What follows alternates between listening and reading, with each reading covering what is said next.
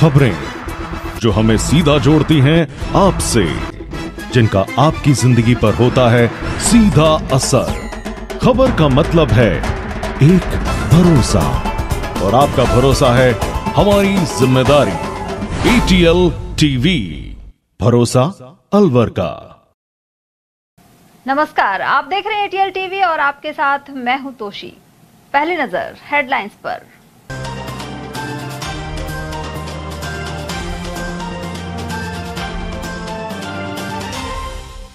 बिगड़ैल रईसजादे ने उजाड़ा परिवार, यमदूत बनी तेज रफ्तार कार ने शिवाजी पार्क में दंपति की ली जान।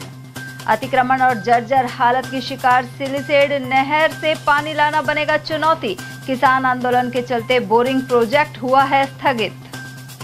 कचरा बीनने वाले बच्चों को शोरूम से दिलाए मनपसंद कपड़े, नेक कमाई फाउंडेशन ने उठाया कदम। और लापरवाही के चलते झुलसने की बढ़ी घटनाएं, गर्म दूध और दाल से झुलसे युवक और बालक को अस्पताल में करवाया दाखिल। और अब हेडलाइंस को देखते हैं विस्तार से। यमदूत बनी तेज रफ्तार कार का कहर एक परिवार पर टूटा। शहर के एक रईसजादे ने पहले शराब पी और फिर अपनी लग्जरी कार से बाइक सवार दंपति की जान ले ली। चंद ही पल में उस समय यह परिवार उजड़ गया जब इस कार ने मंदिर से लौट रहे बाइक सवार अकाउंटेंट और उनकी पत्नी को टक्कर मार दी। मौके पर ही दोनों की मौत हो गई। थोड़ी आगे जाकर कार भी पोल से टकरा गई। इसके ड्राइवर को लोगों ने पकड़ लिया और पुलिस के हवाले किया। हादसा अलवर के शिवाजी पार्क मोड़ पर सोमवार रात करीब 10 बजे हुआ। पुलिस ने बताया कि मृतकों में शिवाजी पार्क निवासी 52 वर्षीय सतीश विजय और पत्नी 50 वर्षीय पिंकी विजय शामिल हैं। ये दोनों त्रिपोलिया महादेव मंदिर से दर्शन कर घर लौट रहे थे। घर से सिर्फ 100 मीटर दूर दर्दनाक हादसा हो गया। दोनों के शवों का बुधवार को पोस्टमार्टम होगा। इसी दिन रूस से MBBS कर रहा उनका पुत्र अलवर पहुंचेगा और उसके बाद अंतिम संस्कार किया जाएगा। एक्सीडेंट करने वाला आरोपी ड्राइवर भी पास की कॉलोनी हसन खां का रहने वाला है। प्रत्यक्षदर्शियों ने बताया कि कार तेज रफ्तार में थी। पहले उसने एक स्कूटी को टक्कर मारी, इसके बाद आगे चल रही बाइक सवार पति पत्नी को चपेट में ले लिया। बाइक को टक्कर मारने के बाद कार पोल से टकराकर रुक गई। मौके पर इकट्ठे हुए लोगों ने कार के ड्राइवर अपूर्व को पकड़ लिया। उसे शिवाजी पार्क थाना पुलिस को सौंप दिया गया है। चालक युवक एक गुटखा व्यापारी का पुत्र बताया जाता है। साथ ही देर रात उसके खिलाफ लापरवाही से गाड़ी चलाकर अकाउंटेंट एवं उनकी पत्नी की हत्या करने की रिपोर्ट दर्ज हुई है। वहीं मृतक के भाई केदार विजय के अनुसार अकाउंटेंट का बेटा जहां रूस में MBBS कर रहा है और बेटी की शादी हो चुकी है। उधर हादसे के बाद मृतक के परिवार में कोहराम मच गया। घर में दोनों पति पत्नी फिलहाल अकेले ही रहते थे। SHO विनोद सामरिया ने बताया कि कार ड्राइवर 30 वर्षीय अपूर्व जैन के पिता गुटखा व्यापारी हैं। हादसे के दौरान वह नशे में था। उसने पीछे से बाइक को टक्कर मारी थी। आरोपी को अरेस्ट कर लिया गया है। साथ ही चालक की नाक पर चोट आई थी और उसका उपचार कराया गया। उधर प्रत्यक्षदर्शी ढाबा संचालक मोंटी ने बताया कि टक्कर इतनी तेज थी कि सतीश विजय के सिर में गंभीर चोट लगी। वे टक्कर के बाद डिवाइडर पर गिरे। वहीं महिला पिंकी विजय साइड में दूर जाकर गिरी, लेकिन उन्हें पीछे से कार ने तेज टक्कर मार दी। महिला की मौके पर ही मौत हो गई थी। वहीं गंभीर घायल सतीश ने अस्पताल पहुंचने से पहले दम तोड़ दिया। रात को एक वेलोनो चालक, कार चालक, जिसने अपने वाहन को तेज गति में लापरवाही चलाकर आगे चल रही एक मोटरसाइकिल वाहन महिला एक व्यक्ति की टक्कर मार दी थी, जिनकी मौके पर मृत्यु हो गई थी। उस पर प्रकरण दर्ज कर लिया गया है। विधि सम्मत कार्रवाई कर अग्रिम कार्रवाई की जाएगी। वाहन को दुर्घटना कारित करने वाले जो वाहन था वेलोनो, उसको डिटेन करके थाने में कर दिया गया है। आरोपी मौके से उस टाइम चला गया था। अब वापस अग्रिम कार्रवाई करके कहाँ की घटना है? ये अपने टेम्पो स्टैंड है, दिनार बाजार है ना, ये T point Alwar, Shivaji park. तो अभी उन्होंने क्या रिपोर्ट दी है परिजनों ने? अभी एक उनकी रिपोर्ट का प्रकरण दर्ज कर लिया गया है। उनकी ओर से, मृतक परिवार की ओर से रिपोर्ट का प्रकरण दर्ज कर लिया गया। क्या बता रहे थे स्पीड में थी गाड़ी? अभी हाल फिलहाल में दृष्टि में लोगों से मौके तो मालूम पड़ा है। तो अभी प्रकरण दर्ज कर लिया गया है। विधि सम्मत कार्रवाई करके अग्रिम कार्रवाई की जाएगी। क्या नाम है मृतक? मृतकों का है सतीश कुमार विजय, सन ऑफ खेरातीलाल विजय, निवासी 63 शिवाजी पार्क अलवर, और उसकी पत्नी पिंकी विजय। दोनों की मौत होगी। हाँ, दोनों की मौत होगी। पोस्टमार्टम कब होगा? पोस्टमार्टम अभी वारिसान द्वारा बताया गया है कि अभी हमारे बच्चा बाहर विदेश गया हुआ है, उसके आने पर शाम आने पर कल दिना को कराया जाएगा वारिसान। 9:30 बजे के आसपास हमने जैसे देखा सीसीटीवी कैमरे में गाड़ी जो आ रही थी बिलेनो लगभग 120 की स्पीड से थी और इतनी स्पीड से गाड़ी थी कि उनके ऊपर मोटरसाइकिल पे चढ़ गई और एट स्पॉट वहाँ पे डेड हो गए। अस्पताल लेकर आए, उन्होंने घोषित कर दिया कि बिल्कुल डेड है, ले जाए उनको। फिर वापस हम उनको अपने मोर्चा घर में रखा दिया। नेक्स्ट डे इनका बेटा बाहर रहता है तो पोस्टमार्टम नेक्स्ट डे के लिए हमने कर दिया। ऐसे स्पीड से गाड़ी चलाना सिटी के अंदर बड़ा दुर्घटना हुई है, बहुत वो है। घर में ये दो ही लोग रहते थे? ये घर में दो ही लोग रहते थे। बेटा रसिया है जो वहाँ पढ़ता है। इनका क्या काम है? ये अकाउंट्स के काम करते हैं और मेनली अकाउंट्स का काम है। प्रतिदिन जाते थे ये त्रिपुलिया? त्रिपुलिया प्रतिदिन जाते थे और वहाँ ढोक दे करके आ रहे थे। ये बाइक से थे? ये मोटरसाइकिल से अपनी बाइक से। कहाँ पे हुआ ये हादसा? ये सीज से 50 मीटर पहले ही वो है हादसा। हाँ, जिसमें सीसीटीवी फुटेज हमने देखा कि स्पीड गाड़ी की इतनी फास्ट थी कि 120 के कम से कम, और वो एट स्पॉट हो पे लोग बाग आए, कोई भीड़ इकट्ठी हो गई, सब जगह भी तो गया। बहरहाल शहर की सड़कों पर खासकर रात के वक्त अंधाधुंध गति से वाहन दौड़ते नजर आते हैं। विशेष तौर पर रईसों के बेटे पहले शराब पार्टी करते हैं और फिर सड़कों पर महंगी गाड़ियों को दौड़ाते हैं, क्योंकि उनके आगे लोगों की जान सस्ती है। इसके बावजूद शाम 8 बजते ही चौराहों की सिग्नल लाइट्स बंद हो जाती हैं और ट्रैफिक कर्मी नदारद भिलते हैं, मानो शाम 8 बजे बाद इस महकमे के लिए शहर में ट्रैफिक ही बंद हो जाता है। जबकि हकीकत यह है कि शाम को ही जब चंद पैग अंदर जाते हैं तो तेज रफ्तार गाड़ियां बाहर दौड़ती नजर आती हैं। फिलहाल इस हादसे ने एक हंसते खेलते परिवार को उजाड़ दिया है।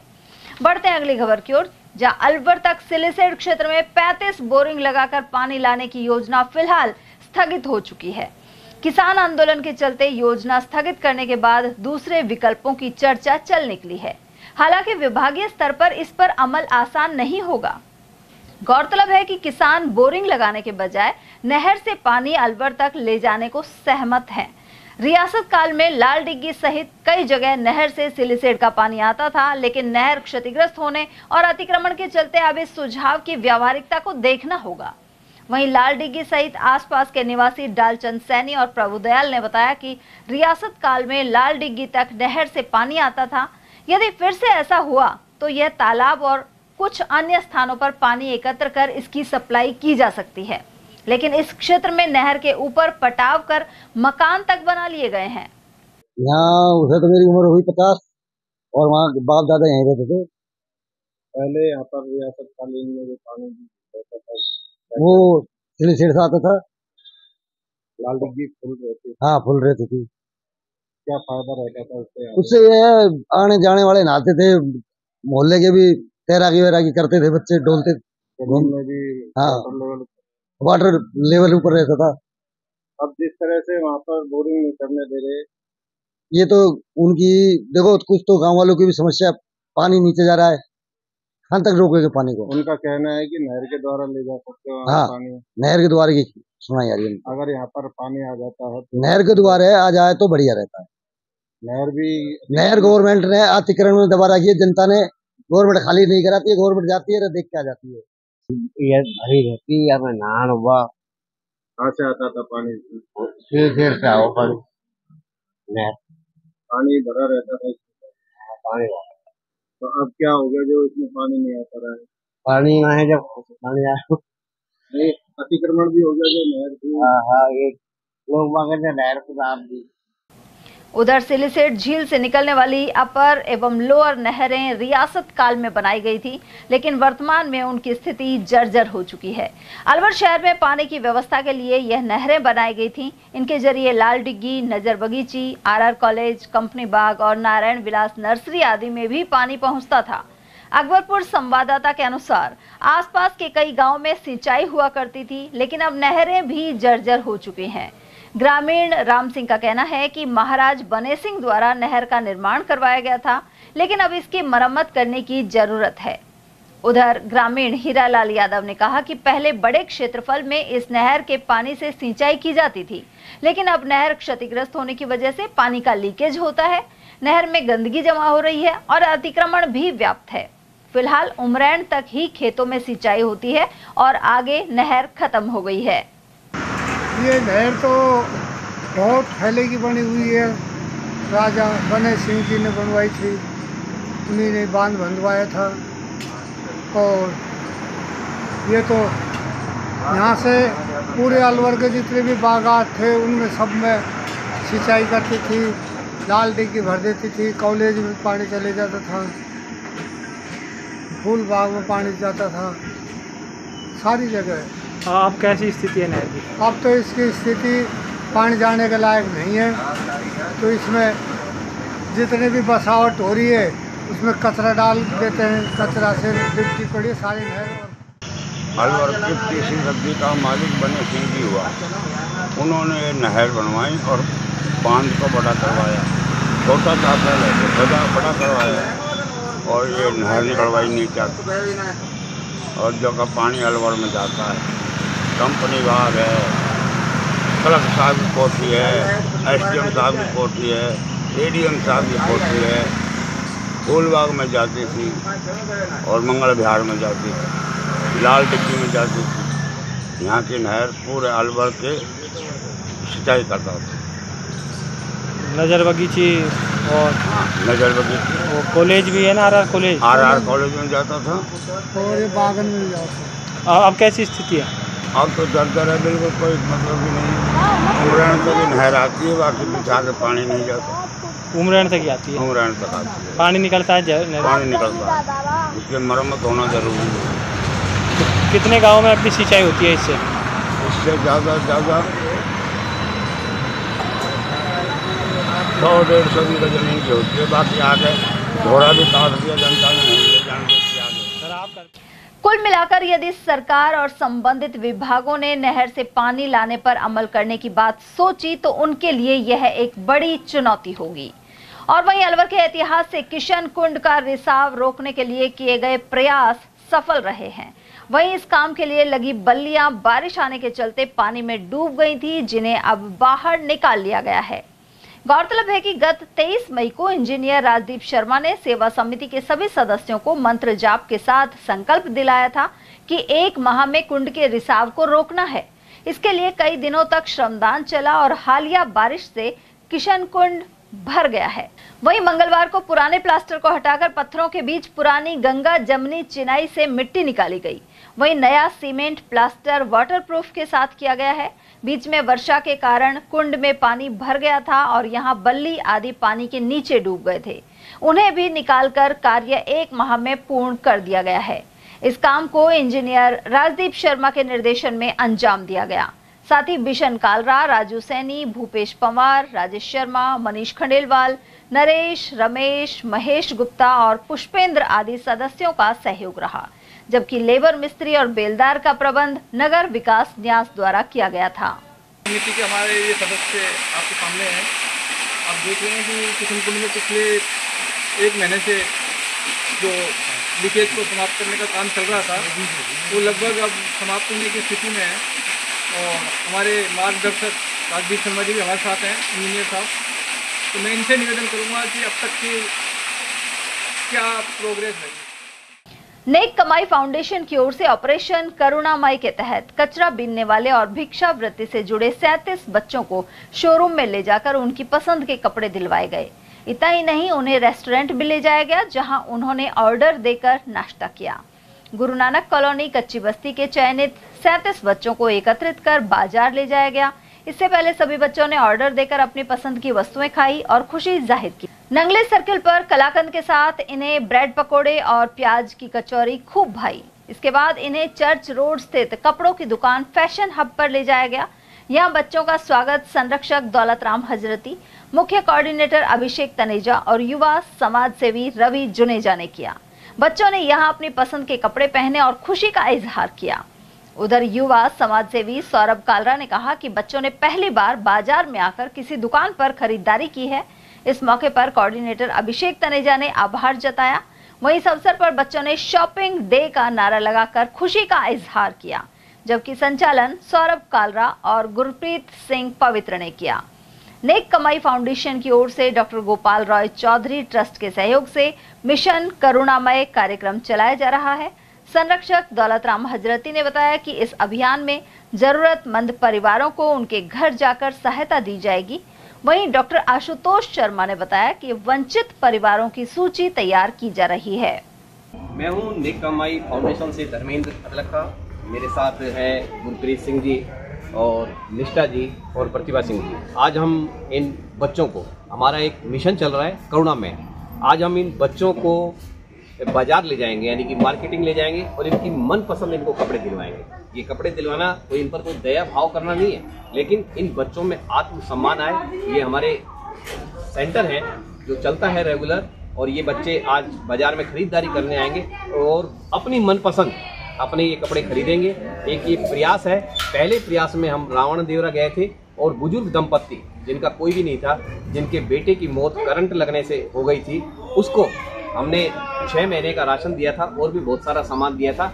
आज हम इन बच्चों को बाजार में लेकर जा रहे हैं, मार्केट में लेकर जा रहे हैं। ये एक ऑपरेशन यानी कि मिशन करुणामय का एक सार्थक प्रयास है। आप भी इस मिशन से जुड़ सकते हैं। अलवर शहर में 2 अलग अलग घटनाओं में एक युवक और एक मासूम बच्चा झुलस गए। इन्हें जिला अस्पताल में भर्ती कराया गया है। पहली घटना अलवर खैरथल रेलवे मार्ग की है, जहां आगरा निवासी 28 वर्षीय राजवीर सिंह एक निजी कंपनी के तहत टावर लगाने का काम कर रहा था। सोमवार देर रात वह टेंट में सो रहा था और उसका साथी दाल पका रहा था। अचानक दाल का बर्तन पलट गया और गर्म दाल राजवीर के शरीर पर गिर गई। दूसरी घटना मालाखेड़ा क्षेत्र के पीला ढाबा की है, जहां 5 वर्षीय नमन राजपूत खेलते समय गर्म दूध से झुलस गया। उसे जिला अस्पताल लाया गया है। इस बालक के पिता भैरव सिंह राजपूत मजदूरी कर अपने 4 बच्चों का भरण पोषण करते हैं। दाल पहले ही बगल में सोए रहे थे, कब? कल रात को। अच्छा, कैसे दाल कैसे गिर गई? बगल में सो रहे थे, सब्जी बन रही थी, एक बगल वाला लड़का करके आया, उसने हाथ सारा लग गया तो ऊपर पहले। वो होटल में काम करते हो? नहीं, वो टावर लगाते हैं टावर रेलवे पे, वो सिग्नल वाले लग रहे हैं। अच्छा, तो ये घटना कहाँ की है? कपूर से गाँव में। आषाढ़ मास कृष्ण पक्ष में देव पितृकार्य अमावस्या बुधवार को मनाई जाएगी। इस दिन पितरों के लिए तर्पण, पिंडदान और श्राद्ध कर्म होगा।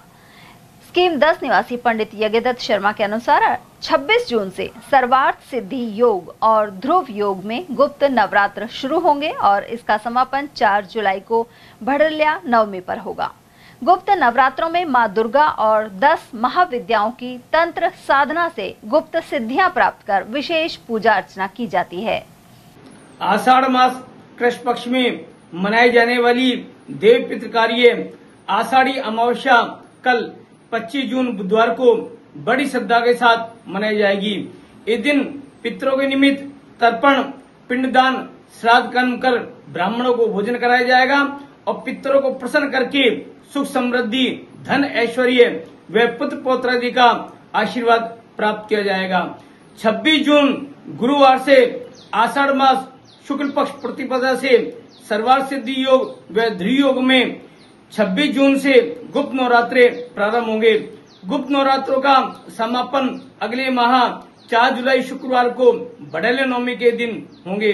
शास्त्रोक्त गुप्त नवरात्रों में मां दुर्गा की 10 महाविद्याओं की तंत्र साधना से गुप्त रूप से सिद्धियां प्राप्त करके विशेष पूजा अर्चना की जाती है।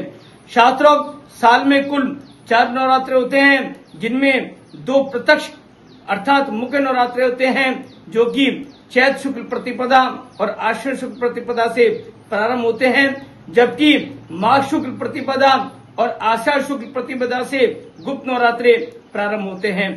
26 जून गुप्त नवरात्रा का जो प्रारंभ होगा वह इस बार गुरुवार से होगा और घट स्थापना के लिए 26 जून गुरुवार को शुभ के चौकड़िए में प्रातःकाल सूर्योदय के साथ ही 5:25 39 से 7:21 तक शुभ मुहूर्त रहेगा।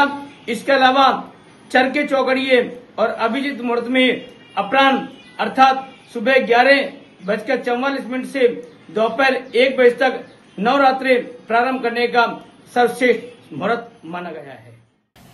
अलवर में बख्तल की चौकी के समीप यूरिया के अवैध दुरुपयोग को लेकर रिपोर्ट दर्ज हो गई है।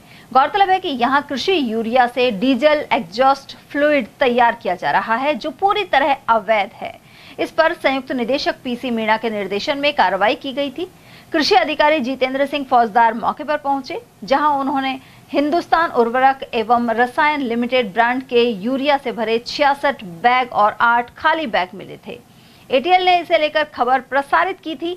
वहीं सभी बैग जब्त कर उनके नमूने लिए गए और ग्राम सेवा सहकारी समिति कैमाला के सुपुर्द किए गए हैं। आरोपी की पहचान दाऊदपुर निवासी दीपक कुमार मित्तल के रूप में हुई है, जिसके खिलाफ उद्योगनगर थाने में मामला दर्ज कराया गया है। अधिकारियों ने स्पष्ट किया कि कृषि यूरिया का औद्योगिक प्रयोग पूरी तरह प्रतिबंधित है। प्रदेश कांग्रेस कमेटी के महासचिव अशोक कुमार सैनी ने कहा है कि वादों के बावजूद अलवर एनसीआर से बाहर नहीं हुआ है, जबकि केंद्रीय मंत्री भूपेंद्र सिंह यादव ने लोकसभा चुनाव के दौरान यह वादा किया था। उन्होंने बताया कि अलवर को पिछले 10 साल से कोई बजट भी नहीं मिला है।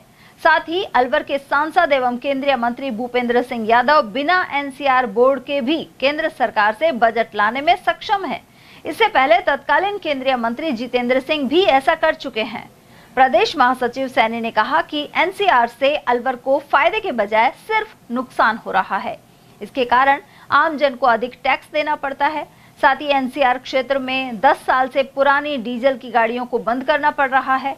उन्होंने कहा कि केंद्रीय मंत्री को जनता के हित में अपने वादे को पूरा करना चाहिए। सर, अलवर की जनता बहुत परेशान है और अलवर की जनता की मांग ये है कि अलवर को एनसीआर से बाहर किया जाए। सिवाय नुकसान के जनता को कोई लाभ इससे नहीं हुआ है और एनसीआर का कोई बजट नहीं आया है, किसी प्रकार के कोई विकास नहीं हुआ है। आप प्रदेश कांग्रेस कमेटी के महासचिव हैं, क्या कहना चाहिए? मैं आपके चैनल के माध्यम से बताना चाहूँगा कि आपको ध्यान होगा, जब लोकसभा चुनाव हुए थे उस टाइम पे हमारे जो यहाँ से सांसद हैं, आज केंद्रीय मंत्री भी हैं भूपेंद्र सिंह यादव जी, उन्होंने घोषणा करी थी, उन्होंने वादा किया था यहाँ पर अलवर की पब्लिक से कि मैं चुनाव जीतने के बाद में यहाँ केंद्र में हमारी सरकार बनती है तो मैं ये अलवर जिले को एनसीआर से बाहर करवा दूंगा। तो लेकिन इन्होंने आज तक उस अपने वादे पे कोई काम नहीं किया। तो इन बीजेपी के नेताओं के, चाहे भूपेंद्र जी हो, चाहे प्रधानमंत्री हो, चाहे अमित शाह हो, कोई भी हो, इनके तो खाली चुनाव के टाइम पे वादा कर लेते हैं, घोषणाएं कर देते हैं और बाद में इनसे कहो तो वो जुमलेबाजी कर देते हैं। तो इनकी तो आदत है घोषणा करने की, इस तरह के वादा करने की, तो ये कोई नया नहीं। लेकिन भूपेंद्र जी को यहाँ से राजनीति करते हैं, यहाँ से सांसद है, उनको अलवर के जिला यहाँ पे ध्यान देना चाहिए कि एनसीआर का जो भी फायदा मिलना चाहिए वो तो अलवर को मिल नहीं रहा, सिवाय नुकसान के। यहाँ पर प्रदूषण के नाम पर फैक्ट्रियाँ बंद करवाई जा रही हैं, ईंट भट्टे परेशान बंद करे जा रहे हैं, जिससे यहाँ बेरोजगारी पहले से ज़्यादा बेरोजगारी हो गई है। इसलिए इसको एनसीआर से जल्दी से जल्दी भूपेंद्र जी को काम करना चाहिए। आज ये प्रधानमंत्री के सबसे नज़दीक है, जो चाहे आज अलवर में कर सकते हैं। इससे पूर्व हमारे पिछली सरकार, हमारी जो केंद्र में थी सरदार जी की, मनमोहन सिंह जी की, उस टाइम पे हमारे भगवान जितेंद्र सिंह मंत्री थे, उन्होंने दुनिया भर के बजट लाए। यहाँ पर 1000 करोड़ का तो हॉस्पिटल बढ़ा दिया, कितने ही हमारे यहाँ काम किए। तो इससे हमको ज़्यादा से ज़्यादा काम करने को मिले। ये हमारे केंद्र में मंत्री हैं, इनको ज़्यादा से ज़्यादा यहाँ काम करना चाहिए, ध्यान देना चाहिए और अलवर जिले को एनसीआर से बाहर करने के लिए अपने वादा पूरा करना चाहिए। सर, आपका कहने का मतलब है कि जो भारतीय जनता पार्टी के नेता हैं और सरकार है वो जुमलों की सरकार है, जुमलों के नेता हैं। बिल्कुल, ये तो खुद अमित शाह जी ने अपने भाषण में खुद ने कहा है, मंच के ऊपर कहा है कि चुनाव में जो वादा किए जाते हैं वो कोई पूरा थोड़ी किए जाते हैं, वो तो जुमलेबाजी होते हैं। तो ये तो जुमलेबाज है, जवाहर लाल की सरकार है, जुमलेबाज है, चाहे प्रधानमंत्री हो, चाहे अमित शाह हो, चाहे यहाँ के स्टेट के नेता हो, चाहे यहाँ पे भूपेंद्र यादव, ये सब जुमलेबाजी करते हैं। लेकिन इनको जुमलेबाजी यहाँ पब्लिक के बीच में भी जाते हैं तो इनको खुद को शर्म नहीं आती। तो जो आपने वादा किया उनको पूरा करें। तो भूपेंद्र जी को यहाँ पे ज़्यादा से ज़्यादा ध्यान चाहिए अलवर को। और यहाँ दो बड़ी काम है, एक तो एनसीआर से अलवर जिले को निकाला जाए और एक एनसीआर की जो परियोजना है वो जो लागू की इन्होंने, उस पर जल्दी से जल्दी उस पर काम चालू किया। अलवर के दिल्ली दरवाजा बाहर क्षेत्र में संत लालदास मंदिर का रास्ता खस्ता हाल है। यहां जलदाय विभाग द्वारा करीब 6 माह पहले पाइपलाइन डाली गई थी, लेकिन आज तक इस रोड को नहीं बनाया गया है। आसपास के दुकानदारों ने बताया कि इसकी शिकायत कई बार उच्च अधिकारियों को की जा चुकी है। यहाँ दुकानों के बाहर काफी गंदगी के चलते ग्राहकों का आना मुश्किल हो जाता है। घरों के आसपास बदबू की वजह से रहा भी नहीं जाता। इसके अलावा कई बार यहाँ बुजुर्ग, महिला, पुरुष गिर भी चुके हैं। उधर दिल्ली दरवाजा के बाहर बड़ के पेड़ के नीचे सरस डेयरी बूथ के पास कुछ दिन पहले बिजली का पोल लगाया गया था, लेकिन इसका मलबा वहीं छोड़ दिया गया। पास में रहने वाले कुछ तत्व यहाँ कचरा भी डालते हैं। इसके अलावा पास में ही एक मकान में मरम्मत का कार्य चल रहा है और ऐसे में बड़ी मात्रा में कचरा और मलबा पड़ा हुआ है। इसके चलते लोगों ने नगर निगम प्रशासन से इस ओर ध्यान देने की मांग की है। हालात इतने गंदे हो रहे हैं, गली के वाटर बॉक्स वालों ने पूरी लाइन का आश्वासन देके उसको है ना, नाली को है ना, तो आने जाने वाले श्रद्धालु होते लालदास मंदिर पे, उनको आने जाने में बड़ी प्रॉब्लम हो रही है। और भीड़ भाड़ है ना, गाड़ी घोड़ों की रहती है, गिर जाते हैं बेचारे कई बार तो। और आने जाने वाली भाड़ बेटी, उनको भी दिक्कत हो रही है। कितने दिन हो गए लगभग? इसको कम से कम हो गया 3 महीने। 3 महीने से एक बार हम कमेटी में भी शिकायत नहीं की आपने किसी? कमेटी में भी गए थे, तो वो है ना, कमिश्नर साहब बैठे हुए नहीं थे दो, और वो जो बाबू बैठे वे उलट सुलट है ना जवाब देते, कोई बात का है ना, बात पे ध्यान ही नहीं देते। तो कृपया करके इस पर ना ध्यान दिया जाए। एक बार आप है ना खुद आके मुआवजा लीजिए। कलेक्टर साहब भी आए थे सुबह मॉर्निंग में, आज 1 महीना फैली आश्वासन देंगे। और है ना AN JN एक्शन साहब संजय नरू को, मदन लाल पवन AN, और ये दूसरे और जितेंद्र AN है ना JN, उन्होंने भी ध्यान नहीं दिया। कई तो महिला इसमें गिर चुकी है, बड़े बुजुर्ग गिर चुके हैं और गंदगी इतनी ज़्यादा फैल रही है, मच्छर बन रहे हैं, बदबू के मारे हमसे दुकान में बैठा भी नहीं जाता। तो हमारी तो ये निवेदन है प्रशासन से कि जल्द जल्द सड़क का निर्माण किया जाए और ताकि गंदगी नहीं गई। विद्युत निगम द्वारा बड़ के पेड़ के नीचे भी खोदा गया है, विद्युत निगम के द्वारा बड़ के पेड़ के नीचे भी खोदा गया था, वहाँ भी गंदगी हो रही है, कृपया करके वहाँ भी ध्यान दिया जाए। ये समस्या सर 2 मार्च से हो रही है। यहाँ देखो कितनी गंदगी हो रही है, यहाँ कितना घर में देखो कितनी कीचड़, ऊपर बच्चे बीमार हो रहे हैं, मक्खी मच्छर, प्रशासन कोई ध्यान नहीं दे रहा। बताओ सर क्या करें? आप लोगों ने कोई शिकायत नहीं की? सर काफ़ी शिकायत की, कलेक्टर मैंने पोर्टल में भेजा है, कोई शिकायत नहीं। पार्षद के पास जाए तो बोलता है कि हमारे हाथ में कुछ नहीं है, अब कहाँ जाए हम। अलवर के रूपबास स्थित रूपहरी महाराज मंदिर में भगवान जगन्नाथ उत्सव की तैयारियां जारी हैं। मंदिर के महंत ने बताया कि यहां रंग, पेंट एवं मरम्मत का कार्य किया जा रहा है। 3 जुलाई को सीताराम जी की सवारी सुभाष चौक स्थित जगन्नाथ मंदिर से निकलेगी, जबकि 4 तारीख को भगवान जगन्नाथ जी की सवारी सुभाष चौक मंदिर से शाम 6 बजे रवाना होगी और रूपबास पहुंचेगी। जय श्री कृष्णा, जय श्री राधे। ये रूपहरी मंदिर है और यहाँ इस समय रंग रोगन का बहुत ही विशेष रूप से बहुत बढ़िया प्रोग्राम चल रहा है। और ये जो पहले जो कलर थे वो सारे चेंज करके ये मंदिर के अंदर अलग ही इसकी छवि बन रही है। यहाँ पर जो टूट फूट छोटी मोटी हो रही है उसकी भी रिपेयरिंग हो रही है। और मेले की तो विषय आ ही रहे हैं यहाँ पर धीरे धीरे लोग बाग। ये दुकानें भी अब लगने लगी हैं, अभी दुकानें आई नहीं हैं, लेकिन दुकानों के लिए जगह रोक रहे हैं लोग बाग। इधर झूले वाले भी आ रहे हैं। और यहाँ 3 तारीख को शाम को पुराना कटला से लड्डू हैं, शाम को 6 बजे चलकर रात को 8:30 बजे यहाँ मंदिर में पहुँचेंगे। दिनांक 4 तारीख को जगन्नाथ जी महाराज की सवारी 6 बजे वहाँ से रवाना होकर रात को रूपहरी मंदिर करीब सुबह 2:30-3 बजे करीब पहुँचेगी। वहीं रूपहरी मंदिर के आसपास झूले एवं दुकानें लगना शुरू हो गई हैं। एक विक्रेता ने बताया कि वे करीब 10 साल से यहाँ दुकान लगाने के लिए आते हैं। वहीं इस समय विशेष प्रकार की मिठाई खजला बनाई जा रही है। मुझे 10 साल है अंकल जी। कहाँ से आए आप? जिला बुलंदशहर। कौन सी मिठाई बना रहे हो आप? खजला। किस चीज़ से बनाया जाता है? मैदा और घी, रिफाइंड। जिला कांग्रेस कमेटी अध्यक्ष योगेश मिश्रा ने अलवर शहर में सफाई और जल निकासी व्यवस्था को फेल बताया है। उन्होंने कहा कि नालों की सफाई नहीं होने के कारण दूषित पानी घरों में घुस रहा है। साथ ही सफाई ठेकेदार द्वारा ढंग से काम नहीं किए जाने के बावजूद 1 वर्ष के बजाय अब 7 साल के लिए टेंडर दिया जा रहा है। जिलाध्यक्ष ने यह भी बताया कि नगर निगम द्वारा 28 लाख कीमत वाली 2 जेसीबी को 35 लाख की दरों पर खरीदा जा रहा है। ऐसे में इसकी जांच होनी चाहिए।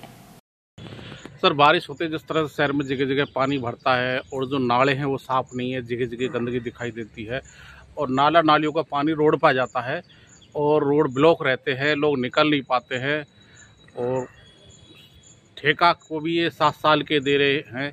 तो स्थिति शहर की काफ़ी गंभीर है, क्या कहना चाहेगा? पुष्पेंद्र जी, भारतीय जनता पार्टी की जो सरकार राजस्थान में है वो डबल इंजन है, अलवर में चौपल इंजन सरकार है। आप देखिए, आज 15 मिनट बारिश हुई है, 15 मिनट की बारिश ने सारा शहर तबाह कर दिया। नालों की सफाई हुई नहीं, ठेके इन्होंने करोड़ों रुपए कर रखे हैं। तो इनसे जो इनके जो लोग हैं, जनप्रतिनिधि हैं, जो इनके अधिकारी हैं, इनके खिलाफ एंटी करप्शन में मुकदमा दर्ज होना चाहिए कि आपने 1 करोड़ रुपए का या 75 लाख रुपए का जो ठेका सफाई का दिया, उसमें कितने कर्मचारी आपके पास किस तो ठेकेदार को दिया, उस ठेकेदार ने कितने कर्मचारियों को आपसे एग्रीमेंट किया, कितने ऑटो टिपर लगाने का एग्रीमेंट किया, कितनी जेसीबी लगाने का एग्रीमेंट किया, कितने ट्रैक्टर कचरा उठाने के लिए किया। वो सब चीज़ें कागजों में धरातल पे कुछ भी नहीं है। उस सब की मॉनिटरिंग होनी चाहिए और इन नालों की सफाई मार्च अप्रैल के महीने में पींदा झाड़ होनी चाहिए, तब जाके बारिश के पानी जो है वो नाले में होके और गंतव्य तक पहुंचेगा। अब नालों की सफाई ये कागजों में करते हैं, लाखों रुपए ठेके के ये मिली भगत कर खा जाते हैं आपस में। इनके खिलाफ मुकदमा दर्ज होना चाहिए एंटी करप्शन में। तो सर, जो ज़्यादातर रोड हैं उसके किनारे नाले ही नहीं है, जो सड़कें बड़ी बड़ी है जैसे कि मोती डूंगरी है और बहुत सारे ऐसे रोड हैं जब पानी भर जाता है, भवानी तोप सर्कल से लेके इंदिरा गांधी स्टेडियम तक है वो पानी भरा हुआ है आज। इसके अलावा नाले हैं, आप जाके देखो वहाँ, लेकिन वो नाले क्या है, भरे पड़े, पता ही नहीं चलता है, नाला कभी था कि नहीं। 1.5 साल हो गया सरकार को बने, उनकी सफाई करानी चाहिए सारे नालों की इनको। उसके अलावा जो अभी सफाई का ठेका मेरे सुनने में आया कि 7 साल के लिए एक साथ ठेका दे रहे हैं, 1 साल का ठेका देते हैं 70-80 लाख रुपए में, उससे सफाई इनकी हो नहीं पा रही। 7 साल का एक आदमी को इन्होंने ठेका दे दिया तो उसकी दादागिरी और हो जाएगी, वो क्यों काम करेगा। ठेका हर साल होना चाहिए, 7 साल का ठेका अगर दे रहे तो गलत है। और जो लोग इसमें मिली भगत कर रहे हैं, 7 साल का ठेका कर रहे हैं, मुझे तो इसमें भी भ्रष्टाचार की बुआरी है, उनके खिलाफ भी जाँच होनी चाहिए। सर, सफाई कर्मचारियों को भी भर्ती नहीं हो पा रही है, कई बार वो ज्ञापन देते हैं, वो भी मामला अटका हुआ है, वो उससे भी सफाई कर्मचारी कमी की वजह से भी सफाई प्रभावित। कांग्रेस राज में सफाई कर्मियों की भर्ती निकली थी, फार्म भरवा लिए, बदकिस्मती से उसमें बीच में चुनाव आ गया, हमारा सर राज चला गया, इन्होंने वो हमारी भर्ती के जो फार्म भरा हुए सारे निरस्त कर दिए, नई जगह इन्होंने निकाली नहीं। फिर ठेके पे जब ये दे रहे हैं, ठेके पे भी स्थिति ये है, रिकॉर्ड में तो कर्मचारी 700 और काम नहीं कर रहे 250 भी, 500 के पैसे अधिकारी, कर्मचारी और जनप्रतिनिधि बीजेपी के मिल बांट के खा जाते हैं। सर, अभी नगर निगम ने जिस तरह से तो 2 जेसीबी खरीदी हैं, तो 28 लाख की जेसीबी 35 लाख में नगर निगम खरीद रहा है, क्या ये भी जांच का विषय है भाई। जब वही चीज़ 28 लाख में मिल रही है तो 35 लाख में क्यों खरीदे। ये सीधा सीधा सरकार को चूना लगा रहे हैं लोग, जनता का जो पैसा टैक्स का है उसको रिश्वत के रूप में इनडायरेक्टली खा रहे हैं। इसकी भी जांच का विषय कि भाई 28 लाख की जब जेसीबी आ रही है, वही की वही चीज़ आप 35 लाख में खरीद रहे हैं, ऐसा क्यों कर रहे हैं। जबकि जेसीबी खरीद में भी टेंडर प्रक्रिया होती है, या वो कोटेशन लेते हैं 3 पार्टियों से, जो सबसे कम में देती है तो कम दाम में जो देगा सरकार उससे खरीदती है, ये सबसे महंगे दाम वाली से खरीद रहे हैं। निश्चित रूप से इनके कोई कमीशनबाजी खेल है। तो मेरा तो ये निवेदन है, अंधेर नगरी चौपट राजा, टकाशेर बाजी टकाशेर खाजा, भारतीय जनता पार्टी की सरकार के जो अधिकारी नेता हैं सब लोग भ्रष्टाचार में लिप्त हैं। इनकी एंटी करप्शन से जांच होनी चाहिए और जो दोषी हैं उनके खिलाफ कार्रवाई होनी चाहिए, तभी जाके इस शहर की और इस जिले की व्यवस्था सुधर सकती है, नहीं तो भैया भगवान ने मालिक है। इतिहासविद एडवोकेट हरिशंकर गोयल ने कहा है कि अपनी सत्ता को बचाए रखने के लिए तत्कालीन प्रधानमंत्री इंदिरा गांधी ने इमरजेंसी लगाई थी। इसमें एडवोकेट गोयल को भी गिरफ्तार किया गया था। इसके अलावा अलवर से 117 लोग गिरफ्तार हुए थे और इनमें से करीब 46 लोगों को वर्तमान में पेंशन मिल रही है। आपातकाल में गिरफ्तार किए गए नेताओं पर अत्याचार भी किए गए थे। उधर इमरजेंसी की वर्षगांठ पर 25 जून को जयपुर में मुख्यमंत्री की मौजूदगी में विशेष समारोह होगा। इसमें अलवर से हरिशंकर गोयल और तिलक राज गांधी को आमंत्रित किया गया है।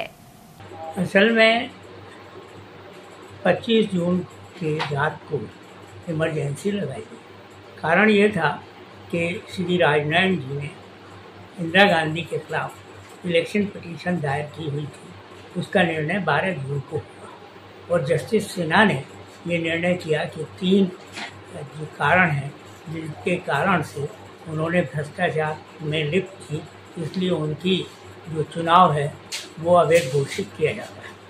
26 जून को जो है 25 जून की दोपहर को चीफ जस्टिस सुप्रीम कोर्ट के उस समय थे अय्यर साहब, उन्होंने ये स्टे दिया कि कांग्रेस कमेटी जो है अपना प्रेसिडेंट प्रधानमंत्री चुन ले। श्रीमती इंदिरा गांधी ने सत्ता हाथ से निकलने की जा रही थी, इसलिए कैंप से इमरजेंसी लगाई एक और साथ में घोषित किया 20 सूत्रीय कार्यक्रम और संजय गांधी के लिए 5 सूत्रीय कार्यक्रम जारी किया। इस इमरजेंसी की 26 तारीख को सुबह जब हमें लोगों को मालूम हुआ और राधेश्याम स्वामी ने जो है वो आम सभा का अनाउंसमेंट किया, तो पहली गिरफ्तारी उनकी हुई और उसके बाद जो है वो हम सब लोगों की गिरफ्तारियाँ हुई। मैं, भूदेव शर्मा और रामजीलाल गुप्ता एडवोकेट, हम तीनों ने कचहरी में नारेबाजी की, जयप्रकाश नारायण आंदोलन जिंदाबाद है, इमरजेंसी का विरोध और हमने ये किया और इसके साथ हम लोग फरार हो गए। मैं 11 महीने फरार रहा और ये लोग जो हैं 1-1 महीने फरार रहे। फरारी का ये हुआ कि मैंने राजस्थान, मध्य प्रदेश, गुजरात, हरियाणा और उत्तर प्रदेश का बहुत सारा इलाका, अधिकांश से 80% इलाका मैंने घूमा और उसके बाद उससे मुझे ये मालूम हुआ कि देश की में किस तरीके की गरीबी है, बेरोजगारी है, महंगाई से पीड़ित है जनता और जनता जो है अपने लोकतांत्रिक अधिकार के बारे में चाहती है। जयपुर में मुख्यमंत्री भजनलाल शर्मा की अध्यक्षता में राज्य वन्य जीव मंडल की 15वीं बैठक आयोजित की गई। सीएम आवास पर हुई बैठक में प्रदेश के वन एवं पर्यावरण मंत्री संजय शर्मा शामिल हुए, साथ ही अधिकारियों की मौजूदगी रही। मुख्यमंत्री ने राज्य में वन्य जीवों की सुरक्षा, उनके प्राकृतिक आवासों के संरक्षण और संबंधित नीतियों के प्रभावी क्रियान्वयन के निर्देश प्रदान किए। साथ ही राज्य हित के विभिन्न कार्यों की स्टेट वाइल्ड लाइफ क्लियरेंस प्रदान की गई। अलवर के मनुमार्ग स्थित लक्ष्मी नारायण मंदिर के पुजारी आचार्य राजेंद्र शर्मा के अनुसार भगवान जगन्नाथ जी को एकादशी के दिन जगन्नाथपुरी में चावल का भोग लगता है। इसकी वजह यह है कि वहां एकादशी उल्टी है, लेकिन अलवर में भगवान जगन्नाथ जी को चावल का भोग नहीं लगाया जा सकता और ऐसा किए जाने पर दोष के भागी होते हैं। उन्होंने यह भी कहा कि मंदिरों में मुरमुरे का प्रसाद चढ़ाने की प्रथा को बंद करना चाहिए। ऐसे विक्रेताओं पर कार्रवाई के साथ पुजारियों को भी आम जनता को जागरूक करना होगा। रामानुजाय जानकी कांत स्मरणायन में हमारे कुछ धर्म में एक बहुत बड़ी कुप्रथा चल गई है कि मुरमुरिया का प्रसाद चढ़ाना। मैं कई बार आप सबसे प्रार्थना करता हूँ, मुरमुरिया आँच में भूंजा जाता है, अग्नि देवता में पकाया नहीं जाता। इसलिए आपसे प्रार्थना है कि मुरमुरिया का भोग न लगावें। अगर आपकी वृद्धि हो, भक्ति हो तो 2 केले की फली चढ़ा दें, बर्फी चढ़ाए, मालपुआ खीर से घर से खीर बनाकर। ये अधर्म न करें, क्योंकि हमारे शास्त्रों में ये मुरमुरिया का प्रसाद चढ़ाना, अगर कोई बात भी हो, कोई हो तो भाई जगन्नाथपुरी में चावल का भोग लगता है, तो जगन्नाथपुरी, उड़ीसा में जगन्नाथपुरी में जगन्नाथ, बलभद्र, सुभद्र भगवान तीनों बहन भाई हैं, तो उनको चावल पकाए जाते हैं और उस स्थान पर एकादशी को पिछवाड़े में बांध कर बैठा कर खाए, तो वो स्थान वो है, ये अलवर शहर है। तो मैं इससे आपसे प्रार्थना करना चाहता हूँ प्रशासन से भी कि आप, प्रशासन की भी जिम्मेदारी होती है कि धर्म में अधर्म न करें। कुछ चंद पैसे कमाने के लिए कुछ दुकानदार मुरई में बेच रहे, तो उनका लाइसेंस बंद करो, उनकी दुकान बंद कराओ, उन पर पेनल्टी लगाओ। तो मैं आपसे प्रार्थना करना चाहता हूँ प्रशासन भी इसमें सतर्क हो, प्रशासन धर्म में सहभागी करे, अधर्म में रोक लगावे और पाप करने से बचाए। और कुछ मंदिर में अगर पुजारी भी कोई भक्त लेकर आता है तो पुजारी का भी दायित्व होता है कि बेटा ये अधर्म का पाप, क्योंकि उसमें नमक डलता है, उसको भूंजा जाता है और जो नमक है उसका सीधा भगवान को भोग नहीं लगता है। तो आप सबसे प्रार्थना है कि आप जो भी अगर आपके कुछ असहाय है, सस्ता मिलता है तो 2 तुलसी पत्र चढ़ा दे। इसलिए प्रशासन, मंदिर, पुजारी और सब लोग इसमें मुहिम बढ़ा रहे हैं। तो आप सबको इसमें सहभागी करें, अधर्म से बचें, धर्म में साथ दें, ताकि धर्म का और संस्कृति का विकास होगा, पाप का सहभागी होगा और आप सब लोगों का कल्याण होगा। जय जगन्नाथ, श्री लक्ष्मी नारायण भगवान। साथ ही अभियान के तहत आधार कार्ड रहित बेसहारा बच्चों का सर्वेक्षण एवं पहचान की जा रही है। जिला विधिक सेवा प्राधिकरण अध्यक्ष अनंत भंडारी के निर्देशन में और सचिव एवं एडीजे मोहनलाल सोनी के आदेश पर मंगलवार को शिविर लगाया गया। पीएलवी मुस्तफा खान ने कोर्ट कैंपस में विधिक जागरूकता शिविर आयोजित किया। साथ ही झुग्गी बस्ती, फतेहजंग गुंबद में बेसहारा बच्चों का सर्वेक्षण किया गया। शिविर के दौरान करीब 70 छात्राएं उपस्थित रहीं और झुग्गी बस्ती के 20 घरों में संपर्क किया गया। अलवर के सोनावा डोंगरी क्षेत्र के लोग मंगलवार को मनुमार्ग स्थित जलदाय विभाग पहुंचे। उन्होंने बताया कि पूर्व में उनके द्वारा अवैध नल कनेक्शन लिए हुए थे। इनमें से जलदाय विभाग ने 6 कनेक्शन काट दिए थे और इसके बाद सभी लोगों द्वारा कनेक्शन के लिए फाइल लगाई गई थी। नागरिकों ने बताया कि उनके पानी के बिल भी आने लगे हैं, लेकिन कार्मिक कनेक्शन नहीं कर रहे हैं। ऐसे में खुद के खर्च पर टैंकर मंगाकर या आसपास के क्षेत्र से पानी लाकर काम चलाना पड़ रहा है।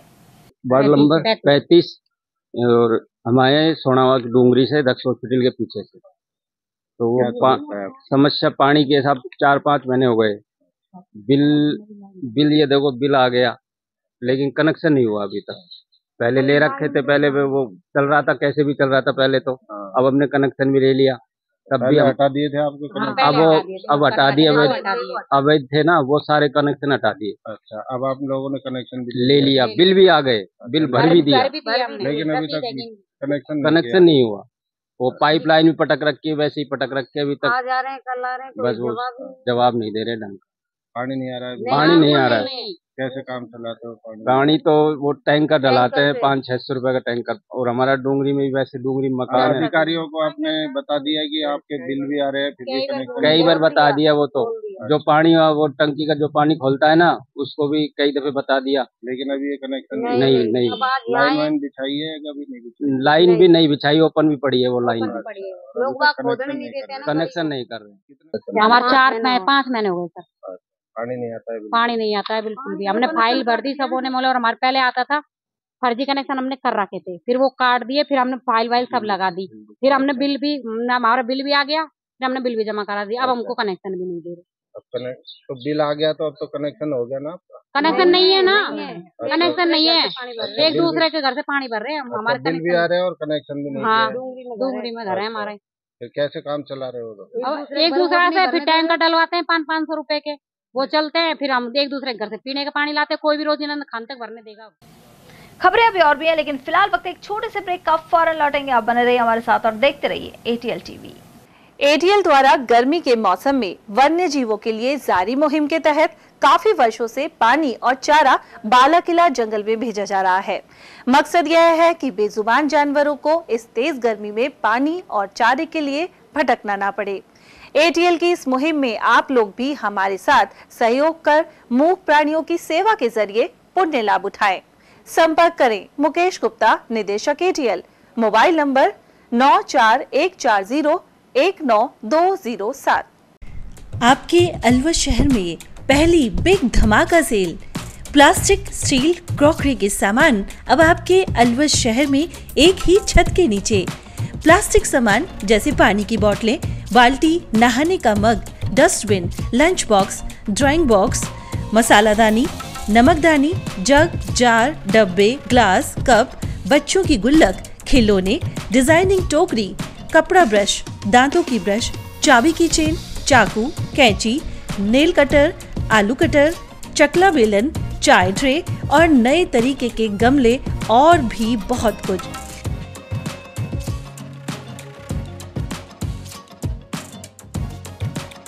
स्टील के सामान भी जैसे स्टील चम्मच, ग्लास, कप, जग, थाली, परात, चलना, पूरी जारा, और नॉन स्टिक आदि प्रकार के स्टील आइटम।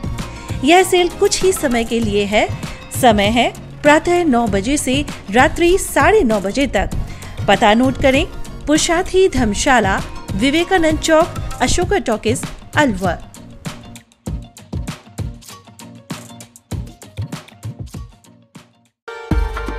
अलवर शहर में पहली बार एक ही छत के नीचे sports goods and sports wear का एकमात्र showroom Stronger Sports and Wear, Dena bank के सामने, बस स्टैंड रोड, अलवर। यहाँ पर Nivia, Cosco, Spartan, SS, SG, Yonex आदि कंपनी के स्पोर्ट्स गुड्स एवं शिवनरेश, सिलेक्ट, वोल्ट, स्ट्रॉन्गर आदि कंपनीज के स्पोर्ट्स वियर उपलब्ध हैं।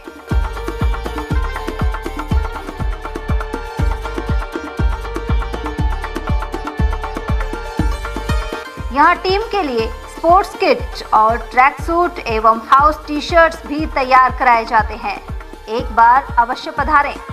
Contact number Ashok Kumar 9460374217, Ajay Kumar 9414890908।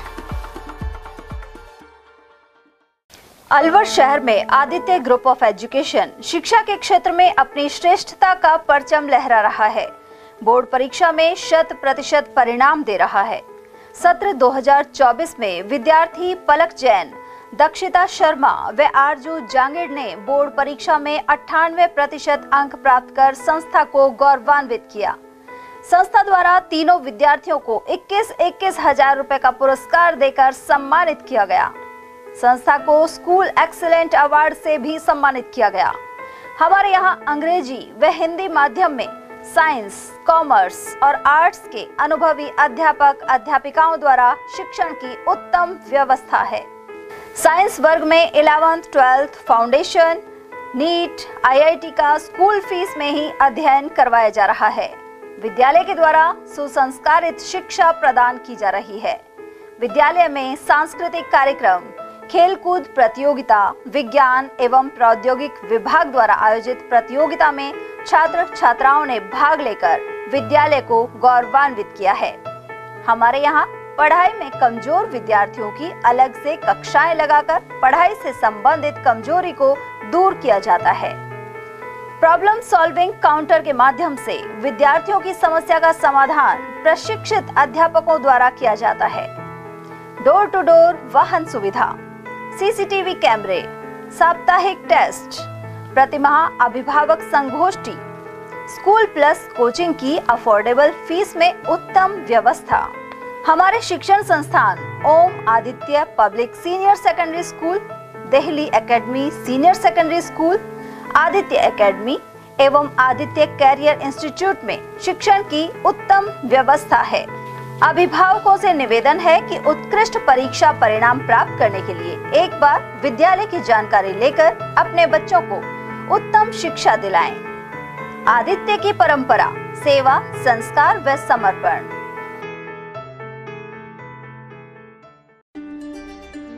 Furniture का 32 साल पुराना जाना माना नाम राहुल डेकोर। यहाँ आपकी लाडली बिटिया के लिए अथवा अपने घर के लिए सभी प्रकार का सागवान का फर्नीचर उपलब्ध है।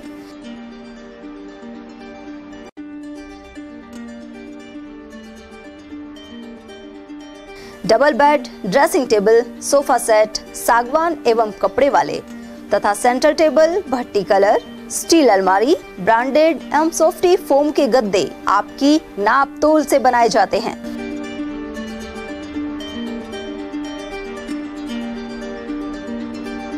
सभी सामान एक ही छत के नीचे उपलब्ध।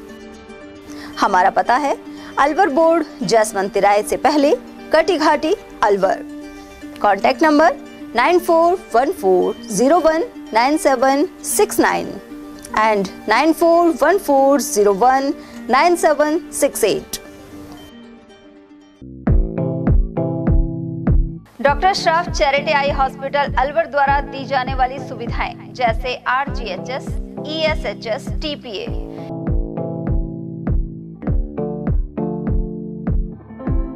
इसके अलावा registration, OPD service, OT ward, store एवं अलवर जिले में first time low vision clinic की सुविधा दी जा रही है। लो विजन एड क्लिनिक जो दिव्यांग बच्चों जिनकी निगाह बहुत सारे इलाज के बाद भी कम रह जाती है, उस ऐसे मरीजों के लिए या ऐसे बच्चों के लिए जो बेस्ट पॉसिबल जो डिवाइसेस होते हैं वो हमारे पास अवेलेबल है, जिससे हम ऐसे बच्चों का मदद कर सकते हैं। ऑप्थेल्मोलॉजी डॉक्टर द्वारा चिन्हित मरीज लो विजन क्लिनिक की सुविधा उठा सकता है। हमारे यहाँ विभिन्न प्रकार की जांचें जैसे OCT, RFNL, VFA, B scan, YAG laser, A scan की सुविधा उपलब्ध है। हमारा पता है doctor Shroff charity eye hospital, Subhash Nagar, NEB road, Alwar, Rajasthan. Contact number 0144 2370 559। Retirement के बाद खेती करूंगा। कैप्टन, तूफान आपको क्लीन बोल्ड कर देगा और बाढ़ पिच बहा ले जाएगी। हर आपदा के छक्के छुड़ा दूंगा। ये क्या है? फसल बीमा? सिर्फ बीमा नहीं, शेमा 100 से ज्यादा फसलों का बीमा, प्रति एकड़ सिर्फ 499 रुपए से। जल्द और आसान भुगतान। सबसे जरूरी हो जब शेमा साथ दे तब। सिर्फ बीमा नहीं, शेमा। अभी कॉल करें या ऐप डाउनलोड करें। Shema general insurance. हीरे, सोने, चांदी के जेवरातों के विक्रेता दुर्गा प्रसाद सुनील दत्त ज्वेलर्स, बजाजा बाजार, अलवर।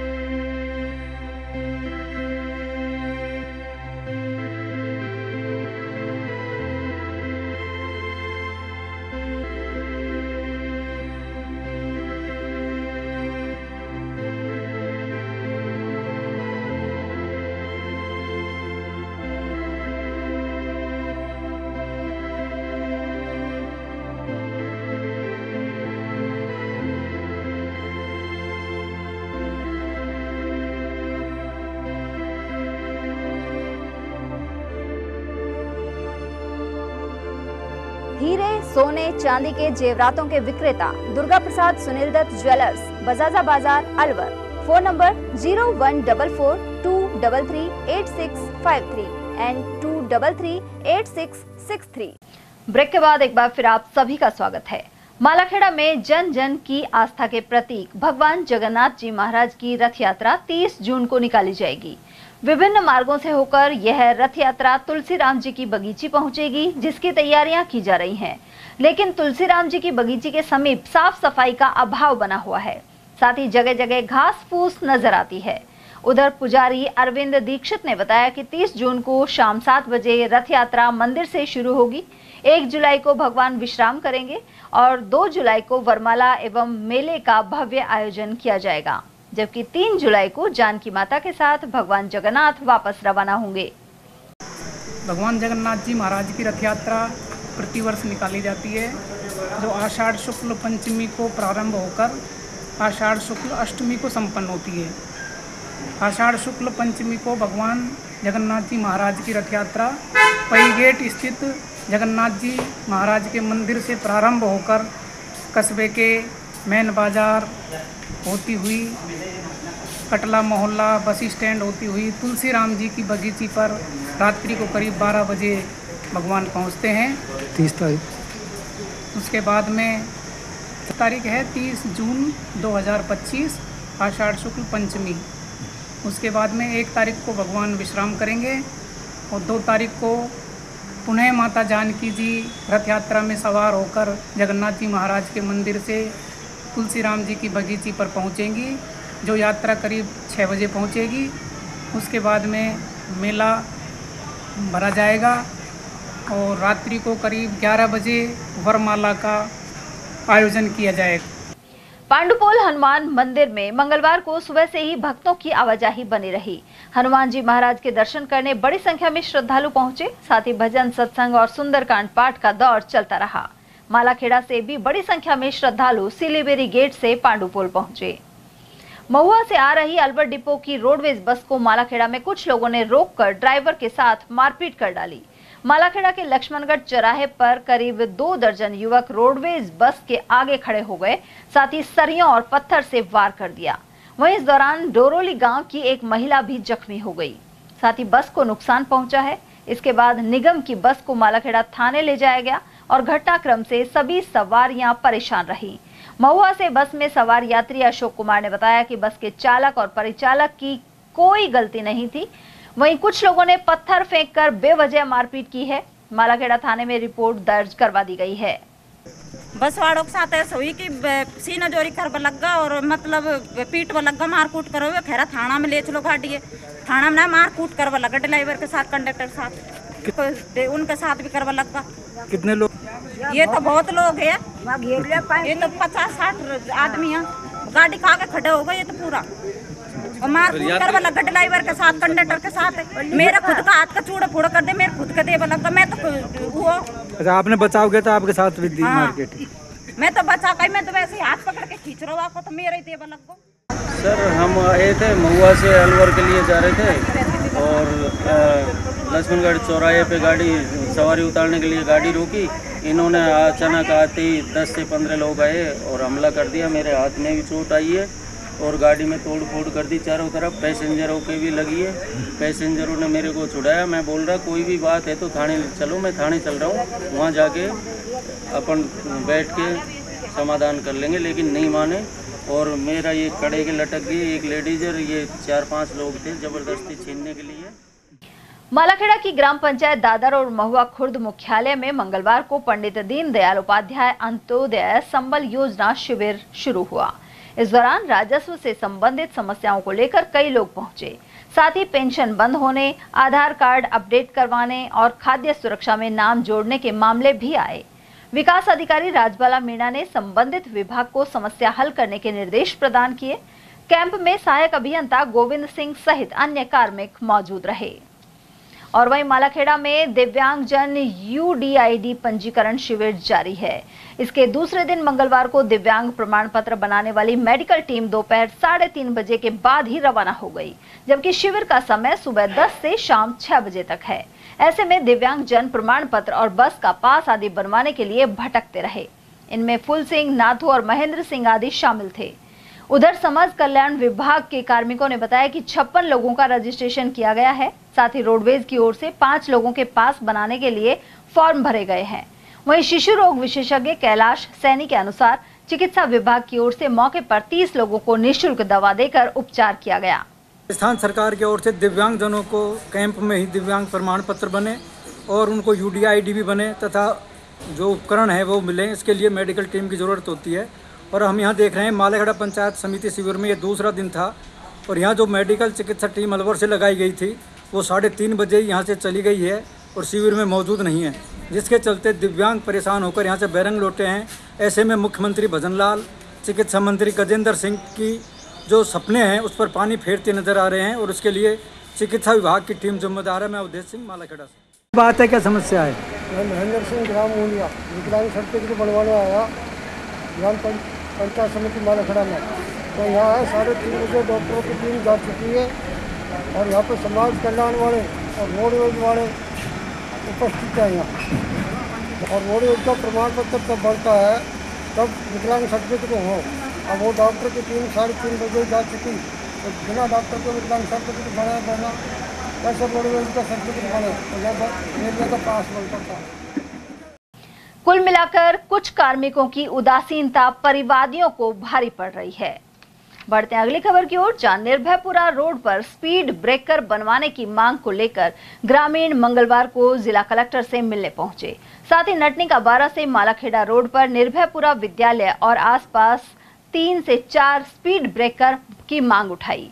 साथ ही शराब ठेके को हटाने के लिए भी ज्ञापन सौंपा। उधर जिला कलेक्टर ने स्पीड ब्रेकर लगवाने का आश्वासन दिया है। वहीं ग्रामीण दयाराम और श्याम दत्ता ने बताया कि निर्भयपुरा गांव निवासी ओम प्रकाश की कुछ दिन पहले दुर्घटना में मौत हो गई थी। ऐसे में रोड पर स्पीड ब्रेकर की मांग उठाई जा रही है। इस मौके पर श्याम दत्ता, दयाराम, संजीव दत्ता, विजेंद्र, सुरेंद्र, मिश्रीलाल और नेत्राम आदि उपस्थित रहे। हम नटनी का 12 से मालाखेड़ा रोड पे निर्भयपुरा गांव में जो राजकीय प्राथमिक विद्यालय उसके सामने दोनों तरफ स्पीड ब्रेकर की मांग करी। इसमें क्या है, आए दिन दुर्घटनाएं हो रही है। अभी 20 तारीख को रात्रि 8 बजे एक युवक की दुर्घटना भी हो गई, ओम प्रकाश निवासी निर्भयपुरा। इससे पहले भी 2 लड़कियां उन पे भी बाइक ने टक्कर मार दी थी पीछे से, तो उनके भी क्या है, एक का पैर फ्रैक्चर हो गया था, एक की पसली टूट गई। पहले 2 बाइक हो, उससे पहले भी 2 बाइकें आपस में टकरा गई। ये क्या है कि रोड पर अब रोज़ दुर्घटनाएं हो रही, उसके लिए हमने आज एसडीएम कार्यालय मालाखेड़ा में भी ज्ञापन दिया है और एक कलेक्टर ऑफिस में भी दिया है। जिला कलेक्टर अलवर जी। तो कितने लोग आप यहाँ आए हो? यहाँ 15-20 लोग आए हैं गांव से, और ग्रामीण जैसे कुछ इधर उधर भी गए हुए हैं तो पहुँच नहीं पाए थे। उमरैण पंचायत समिति परिसर में मंगलवार को जन आधार कार्ड को लेकर वीसी का आयोजन हुआ। इस दौरान उमरैण और मालाखेड़ा के बीएसओ मौजूद रहे। उमरैण के सांख्यिकी विभाग अधिकारी श्याम बाबू ने बताया कि जन आधार कार्ड में कई तरह की त्रुटियां मिलती हैं, ऐसे में इन्हें दूर करने पर चिंतन किया गया। जयपुर से डायरेक्टर से जन आधार के संबंध में, जन आधार की जो त्रुटियां आ रही है उसके संबंध में थी। क्या बताया जाता है? इन्होंने बताया कि शुरू से अब तक जो जन आधार में वो आ रही है त्रुटियाँ, उनको कैसे दूर किया जा सके। क्या क्या त्रुटियाँ हैं वो बताया, जैसे किसी का वहीं से वो आ रहा है, ग्राम पंचायत स्तर से वो नहीं आ पाती है आगे तक, तो हमने ये कहा था भाई ब्लॉक लेवल पे शो होनी चाहिए सारी। तिजारा के शास्त्री नगर में विद्युत ट्रांसफार्मर नहीं लगाने को लेकर महिलाओं ने रास्ता रोक दिया। ऐसे में वाहन चालकों ने खासी परेशानी उठाई। पार्षद संतोष देवी के अनुसार इसके लिए कई दिनों से आवेदन किया हुआ था, लेकिन पड़ोसियों ने अपनी तरफ विद्युत ट्रांसफार्मर नहीं लगने दिया। उधर वार्ड वासियों का कहना है कि कम वोल्टेज से सभी परेशान बने हुए हैं। उधर जाम की सूचना मिलने पर थानाधिकारी महेंद्र सिंह यादव के निर्देशन में सब इंस्पेक्टर दारा सिंह मौके पर पहुंचे। वहीं महिलाओं को समझाकर विद्युत निगम ने दूसरी जगह चिन्हित की एवं ट्रांसफार्मर लगा दिया गया है। उधर कनिष्ठ अभियंता जितेंद्र यादव का कहना है कि वोल्टेज कम आने को लेकर ट्रांसफार्मर लगाने की मांग हुई थी। कर्मचारी 2 बार वहां पहुंचे, लेकिन पड़ोसियों ने विरोध किया था। अब दूसरी जगह चिन्हित कर ट्रांसफार्मर लगा दिया गया है। अच्छा, नहीं धरे जा रही है, ये सरकार की जगह है। अच्छा, ये टंकी नहीं धरी जानी चाहिए। कितना दिन से परेशानी है? 2 दिन होगा, 3 महीना होगा करता करता। अच्छा, बच्चा परेशानी है, पानी नहीं आता है, बिजली में इतने दिन से बोल रहे, एप्लीकेशन भी लगा दी तहसील में, जब भी कुछ फर्क नहीं पड़ रहा है इनको। अयन साहब को, टीएसपी को भी सबको बता कह दी, वो फिर भी यहाँ टंकी रखी तो टंकी यहाँ से भी हटवा दी। जिला पेट्रोल पंप एसोसिएशन के अध्यक्ष पद पर 5वीं बार हर्षवर्धन सिंह खैरिया विजयी हुए हैं। खैरिया ने इसके लिए पेट्रोल पंप संचालकों का आभार व्यक्त किया है। उन्होंने बताया कि पेट्रोल पंप संचालकों की अनेक समस्याएं हैं। हरियाणा से अवैध रूप से डीजल पेट्रोल की तस्करी हो रही है। ऐसे में जिले के पेट्रोल पंप संचालकों को नुकसान हो रहा है। इसके अलावा सभी विभागों द्वारा उधार में डीजल पेट्रोल लिया जाता है, लेकिन उसका भुगतान वर्षों तक नहीं हो पाता। इसके अलावा उन्होंने बताया कि केंद्र सरकार समय समय पर पेट्रोल पंप डीजल पेट्रोल का कमीशन नहीं बढ़ाती है। पत्रकार बंधु, सबसे पहले तो आपको और पूरे मीडिया जगत को धन्यवाद ज्ञापित करता हूं कि आप लोग बड़ी सजगता के साथ बहुत बारीक चीज़ों पे कवरेज करते हैं और उसके साथ साथ बड़े बड़े मुद्दों को आप उठाते हैं। और जो हमारे डीलर्स हैं, पेट्रोल पंप व्यवसाय बहुत चुनौती भरा व्यवसाय है। इसके अंदर व्यवसाय संचालन और उसके साथ साथ सुरक्षा से जुड़े आमजन को लेकर भी काफ़ी गंभीर विषय होते हैं। और हमारे जो डीलर्स हैं, उनकी जो संचालन में जो समस्याएं हैं, उन सबको बहुत मजबूती से यदि शासन और प्रशासन के संज्ञान में नहीं लाया जाए और जो आम समस्याएं होती हैं उनका निराकरण नहीं किया जाए, तो डीलर्स के अंदर विश्वास कायम नहीं हो सकता। और विश्वास हासिल किया जाता है। विश्वास हासिल तभी होता है जब आप किसी भी चीज़ को साबित करके दिखाते हो। तो मेरे पूरे ज़िले के, अविभाजित अलवर ज़िले के जो डीलर समुदाय के भाई हैं, उनको मैं आपके माध्यम से पहले तो पुनः धन्यवाद ज्ञापित करता हूं। उनका आभारी हूं कि उन लोगों ने जो विश्वास और जो जनादेश मुझे दिया, पिछले 4 मेरे टर्म के कार्यकाल का आकलन करते हुए 5वीं बार फिर मुझे इस जिम्मेदारी को सौंपा, तो उसके लिए मैं बहुत अभिभूत हूँ, आभारी हूँ। आप सभी का ऋणी हूँ मैं, क्योंकि उसमें आप लोगों की भी बहुत महत्वपूर्ण भूमिका है कि डीलर्स की जो चीज़ें हैं, उन समस्याओं को, उन भावनाओं को, उन किसी भी तरह की जो मैं कह सकूँगा कि भाई विपदा में जो रहते हैं डीलर्स हमारे, उनको शासन तक पहुंचाने में आपका भी बहुत बड़ा योगदान है।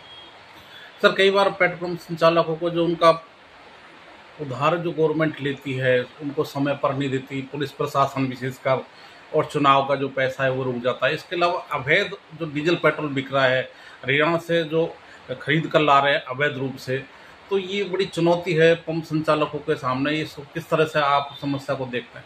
देखो, आपने बहुत ज्वलंत बात की है। ये हमारी एक गंभीरतम समस्या में से एक है। सरकार के हर विभाग को हमारा डीलर उधारी देता है, जबकि हमारे डीलर को गाड़ी डिपो से रिलीज अगर 1 पैसा भी हमारे सैप कोड में कम होगा तो गाड़ी रिलीज नहीं होती। पूरा पैसा हमें वहाँ पे क्रेडिट करना होता है, उसके बाद ही हमारे डीलर को गाड़ी मिलती है, जिससे वो सप्लाई लाकर आम जन की और सरकार की आपूर्ति सुनिश्चित कर पाता है। सबसे बड़ा सवाल ये है कि उसके बावजूद ये बहुत कड़ी बात है और इसको मैं बहुत ही मजबूती के साथ दोहराना चाहता हूँ कि उसमें सरकार का बिल्कुल दोगला और दोहरा मापदंड रहता है। उधार लेते हैं, सहयोग कुछ नहीं होता, अवैध दबा के बिकता है। आप किसी भी हाईवे पे चले जाओ, आपको अवैध पेट्रोल डीजल बिकता हुआ थानों के पास, सरकारी कार्यालयों के पास मिल जाएगा। उसके साथ साथ जो भी हमारा डीलर इस बाबत कोई प्रयास करता है, हमने कई बार इस तरह की शासन से बात करके और दबाव बनाकर, मैं इसको बात करना भी नहीं कहूँगा, मुझे मेरी बात को मजबूती से कहने में कोई गुरेज नहीं है। भिवाड़ी क्षेत्र में लंबे समय से जल भराव की समस्या चली आ रही है। इसके समाधान की दिशा में राजस्थान और हरियाणा के प्रशासनिक अधिकारियों की संयुक्त बैठक मंगलवार को बीडा सभागार में संपन्न हुई। बैठक की अध्यक्षता खैरतल तिजारा जिला कलेक्टर किशोर कुमार एवं रेवाड़ी उपायुक्त अभिषेक मीणा ने की। उधर इससे पूर्व केंद्रीय मंत्री भूपेंद्र यादव के आग्रह पर राजस्थान के मुख्यमंत्री भजनलाल शर्मा एवं हरियाणा के सीएम नायब सिंह सैनी ने फोन पर भी चर्चा की। बैठक में सीईओ अतुल प्रकाश, रिको वरिष्ठ प्रबंधक ज्ञानेंद्र शर्मा एवं Aditya Sharma, pollution control board क्षेत्रीय प्राधिकारी अमित शर्मा, आयुक्त मुकेश कुमार और जलदाय एसई धर्मवीर यादव आदि मौजूद रहे। जिला कलेक्टर किशोर कुमार ने बताया कि सभी औद्योगिक इकाइयों से निकलने वाले अपशिष्ट जल को सीईटीपी तक भेजा जा रहा है। वहीं आरओ संयंत्र में उपचार के बाद उसे औद्योगिक उपयोग के लिए वापस आपूर्ति किया जा रहा है। और चलते चलते एक नजर हेडलाइंस पर।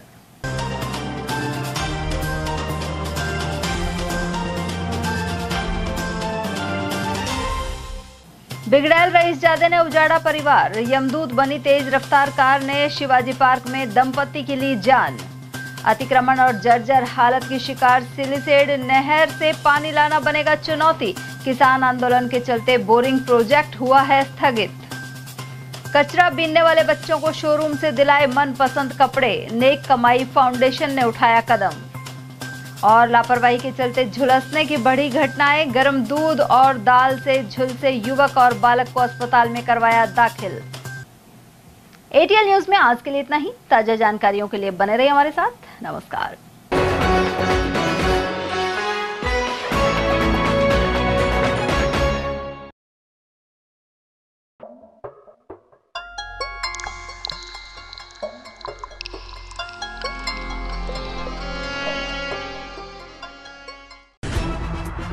खबरें जो हमें सीधा जोड़ती हैं आपसे, जिनका आपकी जिंदगी पर होता है सीधा असर।